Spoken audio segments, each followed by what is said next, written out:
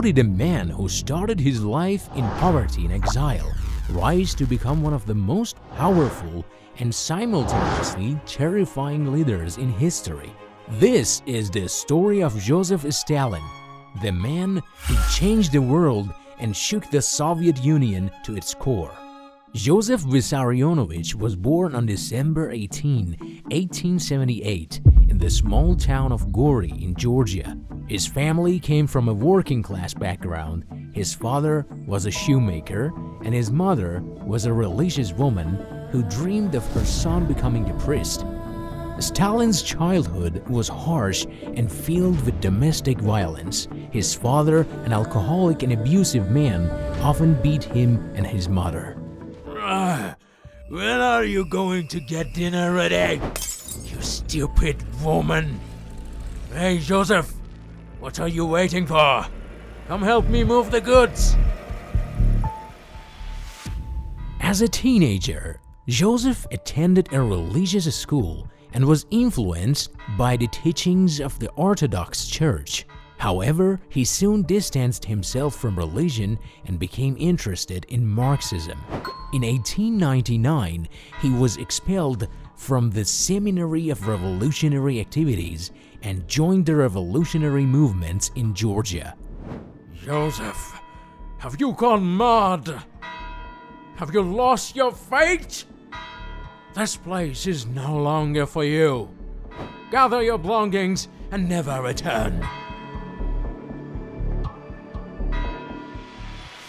In the early 1900s, Stalin joined the Bolshevik Party, led by Vladimir Lenin.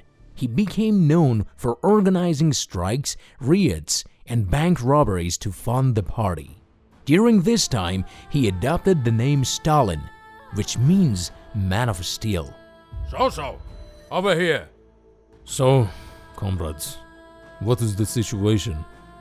The workers at the Batumi oil factory are ready. We just need someone to organize them.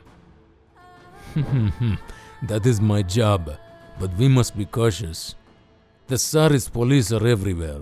If we make a mistake, we lose everything. So, why are you so confident we'll succeed? We have nothing to lose. If we fail, we remain slaves. But if we win, we will change the destiny of this country. Months later, at a secret party meeting, Joseph gave a fiery speech.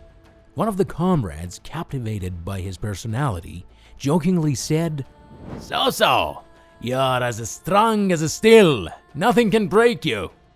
Steel, yes. That's what I want to be. From now on, call me Stalin. From that day, Joseph Yugashvili became Stalin, a man who defined himself as a steel, and every decision he made thereafter was as unyielding and ruthless. It was a dark night, and the sound of rain made the streets of Petrograd more mysterious than ever. Workers and soldiers, exhausted from days of tension, lingered in corners of the city, waiting for the promise of revolution to become a reality. Comrade Stalin, the latest reports show that the Kronstadt forces are ready. Very well. Tell them to wait. The attack will not begin until the final signal is given. Right. We don't have time, Joseph. If we don't act today, it might be too late tomorrow. Trotsky, if we rush and fail, the entire movement will be paralyzed. We must ensure that everything is coordinated. Look at the streets. The workers and soldiers trust us. We cannot destroy that trust with a single mistake. Comrades, Stalin is right. Revolution needs a decisive strike, not a hasty attack. Stick to the plan. Stalin was responsible for coordinating revolutionary forces and distributing weapons. Every message, every order, and every move had to be executed with precision. Comrade Stalin, the Winter Palace is nearly undefended. We are ready. Inform everyone. It's time. He, along with other Bolshevik leaders, marched toward the Winter Palace. The old Petrograd night witnessed a historic moment.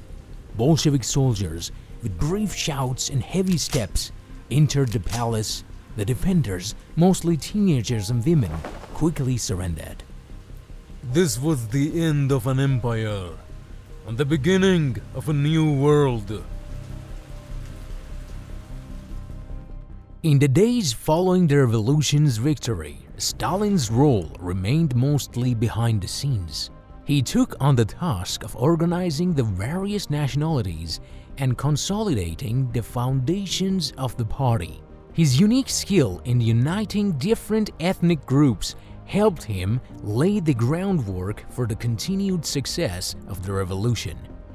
Although his role in the October Revolution received less attention compared to Lenin and Trotsky, his behind-the-scenes work turned him into one of the pillars of the new government.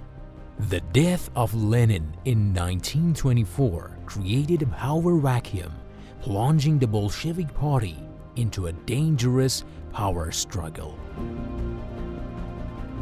Comrades, Lenin repeatedly warned that Stalin is power-hungry and could harm the party. Comrade Trotsky, such remarks sow division. We must remain loyal to Lenin's ideals and strive for the party's unity, not an internal war. This is not unity, Stalin. This is ambition. But the party members, many of whom owed their positions to Stalin's support, silently averted their gaze from Trotsky. Stalin's power, built behind the scenes through a network of loyalists and bureaucratic maneuvering, was steadily consolidating. On that day, Stalin remained calm and composed, but soon he would retaliate against Trotsky.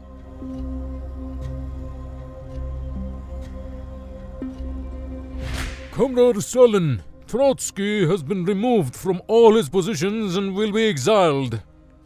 Good, but ensure he never has a chance to return. In a few short years, Stalin eliminated all his rivals, including Trotsky, Zinoviev, and Kamenev, becoming the undisputed leader of the party. Unlike Lenin or Trotsky, he did not rely on charismatic speeches, but used precision, political maneuvering, and ruthlessness to cement his power.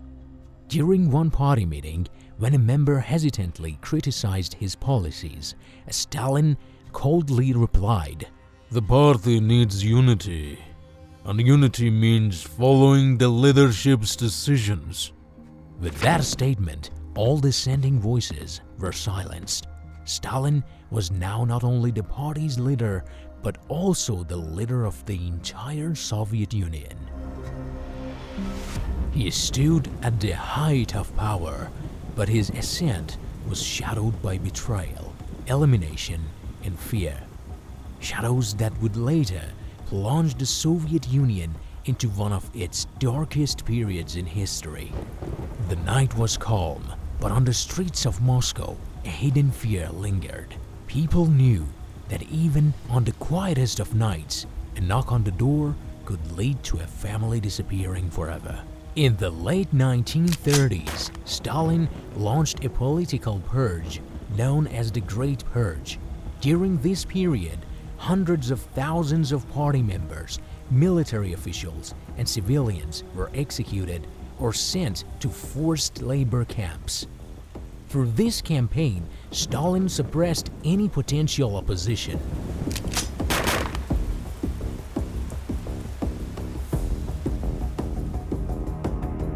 Comrade Stalin, what are your orders? All the names. No mistakes will be tolerated.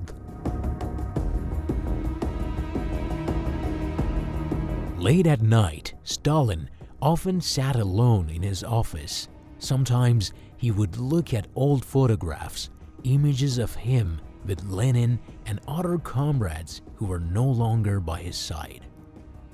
Comrade Stalin was All this power, worth it? Power is the only thing that never betrays you. Oh, good morning, Comrade Stalin. Call the doctor! Call the doctor! A few hours later, doctors officially declared Stalin dead. Rumors quickly spread throughout the Kremlin. Some claimed he died of a stroke, while others whispered about betrayal or even poisoning. Meanwhile, high-ranking party officials including Lavrenti Beria and Nikita Khrushchev gathered in a secret meeting. Comrades, a new era has begun. The party needs fresh leadership.